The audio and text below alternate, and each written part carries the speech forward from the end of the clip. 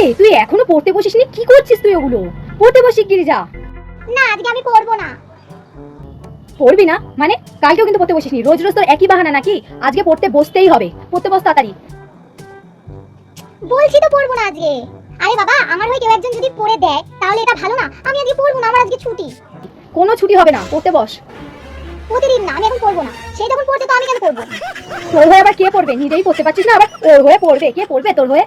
আরে আমারই একজন, ভাবো সে পড়াশোনা করছে আমার পড়াগুলো, তাহলে আমি কেন পড়বো? তোর একজন?